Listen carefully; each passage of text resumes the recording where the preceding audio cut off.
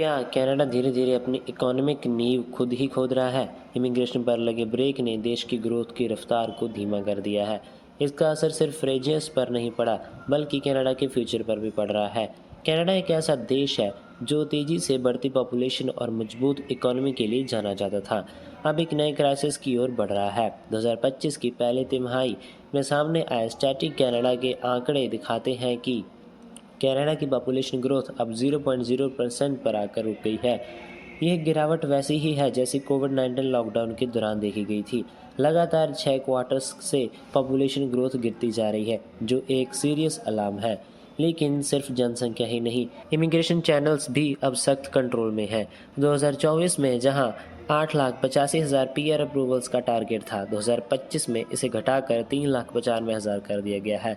Study visa और work permit holder की संख्या को भी घटा दिया गया है। 2026 की यह सुनिश्चित किया जाएगा कि टेम्परेरी रेजिडेंट्स की संख्या नेशनल पॉपुलेशन के 5% से ज़्यादा ना हो। अब बात करते हैं बदले हुए वीज़ा रूल्स की। स्टडी परमिट्स 2025 के लिए एप्लीकेशन कैप सिर्फ 5,50,000 तक सीमित है। इसमें 4,37,000 से ज़्यादा अप्रूवल्स नहीं दिए जाएंगे। PGWP अब सिर्फ हाई डिमांड सेक्टर्स में ही मिलेगा। पाउस ओपन वर्क परमिट और LI में बेस्ड वीज़ास अब पहले से कहीं ज़्यादा सख्त हो चुके हैं। लेकिन असली खतरा सिर्फ वीज़ा नंबर्स घटने का नहीं है, असली असर लॉन्ग टर्म इकोनॉमिक इम्पैक्ट का है। इमिग्रेंट्स सिर्फ वर्कफोर्स का हिस्सा नहीं होते, वो अरबों डॉलर्स के टैक्स कंट्रीब्यूटर के लिए हेल्थ केयर, पेंशन सिस्टम और सोशल सर्विसेज को सपोर्ट करते हैं। अगर इनकी संख्या घटती नहीं तो टैक्स बेस्ड सिकुड़ जाएगा और गवर्नमेंट को एसेंशियल सर्विसेज में कटौती करनी पड़ सकती है। अब बात करते हैं कनाडा आउटगोइंग पॉपुलेशन की। तो आज की कैनेडियन नागरिक की औसतन उम्र 41.6 ईयर है और नेचुरल ग्रोथ अब नेगेटिव हो चुकी है। ऐसे में अगर